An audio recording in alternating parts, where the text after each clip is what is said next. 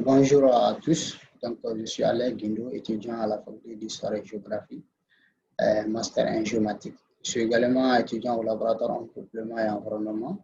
Donc, aujourd'hui, j'aimerais vous présenter le logiciel Grazis. Grazis, c'est un logiciel de système d'information géographique cycle libre, donc de conception modulaire et réalisé par Grass Development Team. Donc, Grass Development Team, c'est une communauté de développement, de développeurs des outils informatiques donc, qui ont développé ces logiciels. Et ce qu'il faut retenir, qu'une partie seulement des menus sont traduits en français. Sinon, le logiciel reste en anglais.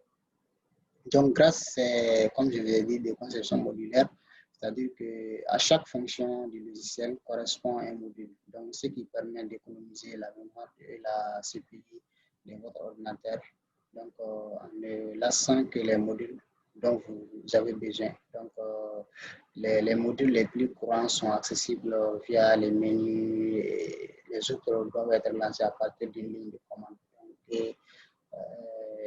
Les lignes de commande, c'est comme dans les autres logiciels tels que R, où beaucoup de choses se passent à travers les lignes de commande. Donc ici, maintenant, on va voir l'interface de Grazis. Donc, on va s'entrer un peu. Voilà. Donc, Grazis, il a deux interfaces. Donc, comme dans les séances précédentes, nous avons vu comment créer un projet, comment créer un projet. Donc, cette fois-ci, on va vous présenter les fenêtres principales de Grazis. Donc, quand le système est lancé, l'écran se partage en trois fenêtres. Donc, voilà, l'écran se partage en trois fenêtres. Donc, voilà, la première, ça c'est gestionnaire des couches, Jazz Manager, donc, qui est là, gestionnaire des couches. Donc, cette fenêtre, c'est le centre névralgique de l'interface graphique qui permet d'accéder aux différents menus. Donc, il est divisé en deux parties. Donc, maintenant, il y a l'onglet couche pour chaque écran. Et maintenant, il permet d'acheter. Désolé, c'était une erreur de connexion. C'est un problème de connexion, désolé. Donc, je disais qu'il est divisé en deux parties. Donc, vous avez l'onglet couche. Donc, maintenant, pour chaque écran, permet de coucher aux fenêtres. Donc, affichage des cartes et gérer celle-ci. Maintenant, les messages affichent les lignes de commande qui appellent les différents modules et les résultats des différentes opérations. Donc, ça, c'est au niveau de cette partie. Donc, vous voyez le message qui est là. Donc, ça, il fait appel aux différents modules.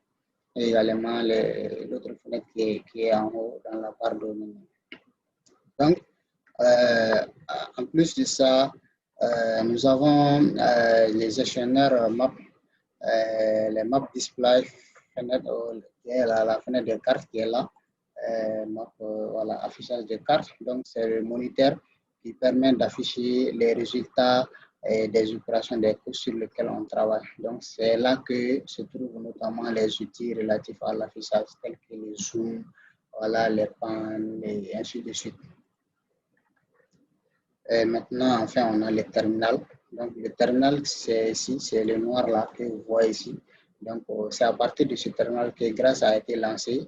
Il est possible de travailler directement dans ce terminal en travaillant par des lignes de commande. Donc, ça, par exemple, ceux qui utilisent Linux, ils ont un terminal qui, voilà, donc ils peuvent travailler dans ce terminal-là sans même afficher ces deux fenêtres-là.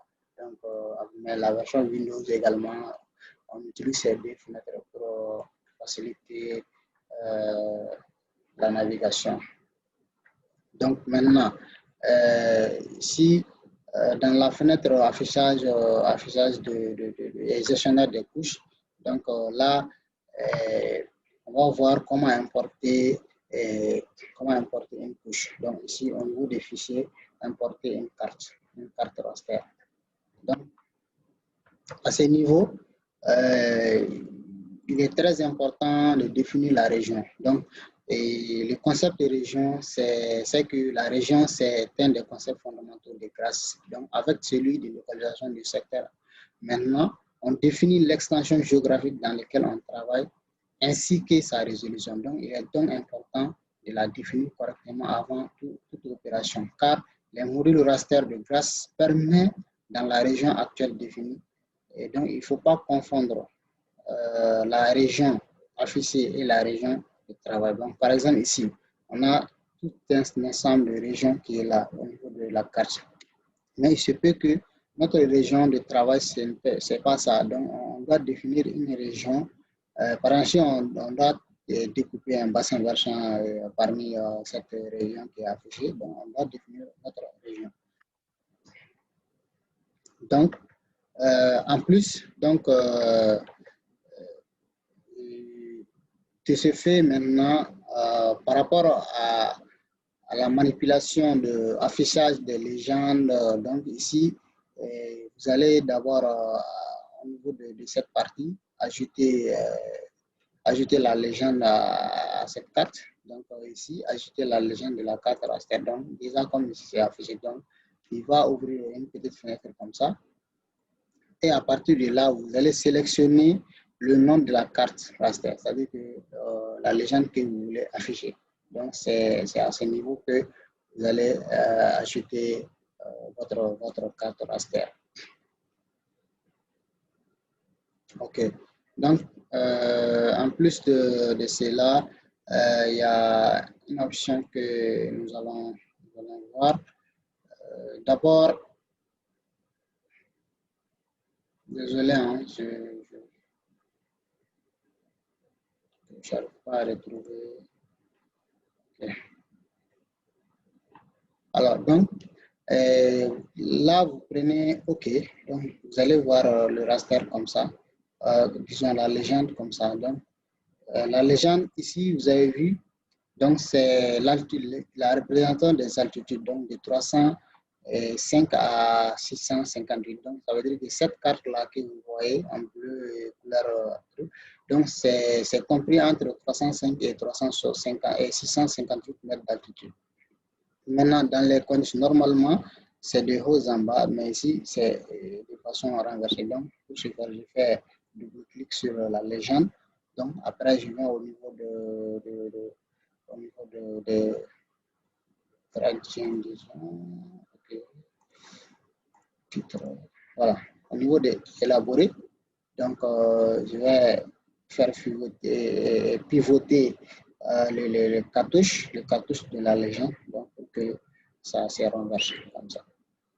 Donc, ensuite, si vous voyez que la couleur c'est d'une couleur comme ça. Donc, dans notre cas, le type de bassin versant, on utilise d'autres couleurs. Par exemple, pour changer la couleur, je fais clic gauche ici à ce niveau. Je vais au niveau de définir une table de couleurs. Donc, il va m'afficher une fenêtre qui est là. Donc, au niveau de définir ici, deuxième option. Donc, je vais choisir le nom de la couleur. Donc, je vais prendre la couleur élévation qui est là, la couleur élévation. Donc, j'essaie de l'exécuter pour voir ce que ça va me donner. Voilà, donc c'est ça, ça va me donner ça. Et maintenant, je vais demander au logiciel de décaliser l'histogramme, c'est-à-dire que la couleur. Donc, ça va donner une autre couleur qui est plus visible que ça. Voilà. Donc, ici, directement, on voit les courbes d'eau, on voit les élévations, c'est-à-dire que, voilà. Donc, vous voyez, quand on regarde la légende, c'est de 305 à 658. Donc, ça veut dire que au niveau de 658, cette couleur-là représente les altitudes qui ont les plus hautes élévations. Et maintenant, à partir de 305, c'est là où il y a le fleuve qui est là. Donc, je peux zoomer à partir de cela. Donc, je vais essayer de zoomer la fenêtre. Vous voyez? Donc, à partir de ça, de plus là, je vais zoomer sur Bamako qui est à ce niveau. Voilà le fleuve Niger qui est là. Donc, vous voyez, c'est le fleuve Niger. Donc, que vous voyez comme ça. Et maintenant, vous voyez ici, ça c'est c'est la colline de le grès ici. Pouloua est à ce niveau. Donc, Pouloua est à ce niveau, disons. Pouloua est à ce niveau. Donc, ça, c'est vers Kati et l'autre là, vers la Chabougou. Donc, ici, ça, c'est la partie Baguineda, voilà, Baguineda, ainsi de suite. Voilà. Donc, ça, c'est le fleuve Niger qui est à Bamako. Donc, il permet également d'afficher ça en format 3D. Donc, en 3D, donc, ça aussi, ça vous donne une autre forme. Voilà. Maintenant, donc, ça dépend de la capacité de machine. Donc, avec une telle image, donc si vous n'avez pas une bonne capacité d'image, donc l'affichage serait pas facile. On va patienter ce que ça tourne un peu. Et voilà. Ouais, donc je vais essayer de zoomer un peu. Voilà, donc ça c'est en 3D. Vous voyez les différentes élévations, donc les images qui sont donc ça c'est en format 3D. Donc vous voyez, c'est un peu dans ce cadre-là que c'est un logiciel qui est très puissant, très puissant. Donc vous pouvez manipuler.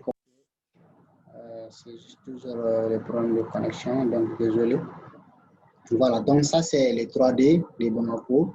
Donc ça ce sont les différentes élévations et les fleuves Niger. Vous voyez comment ça se parcourt. Donc c'est un logiciel qui est très puissant en termes d'analyse hydrographique et analyse de terrain, surtout ceux qui veulent faire la modélisation hydrographique ou bien ceux qui veulent faire les analyses de terrain telles que le bassin, comme on appelle la pente, et ainsi de suite. Donc, ça, c'est l'aspect 3D. Venons à DD.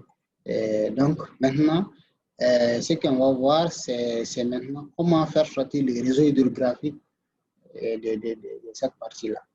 Normalement, ça, c'est une grande zone. Donc, si vous n'avez pas, on peut faire sortir la superficie de cette zone-là. Par exemple, je prends ça, je prends compte rendu statistique. Voilà, que je rends ça. Je vais voir, donc ici, et donc voilà, ça nous donne sur la superficie, les altitudes, voilà, ainsi de suite. Donc, ça, c'est les cellules. Donc, ça, c'est un chiffre assez énorme, assez très énorme. Maintenant, il y a dans un autre module, on va voir comment découper un bassin versant. Mais voilà, donc je vais vous présenter ça. Donc, ça, c'est juste la partie affichage et manipulation de ces éléments. Voilà, ok. Merci d'avoir suivi ce programme. Donc, à très bientôt. N'oubliez pas de vous abonner à ma chaîne YouTube et ma page Facebook qui est Watibé. Donc, et ma chaîne YouTube Alain Bindo. Donc, aimez et likez pour que nos étudiants puissent avoir ce programme. Merci.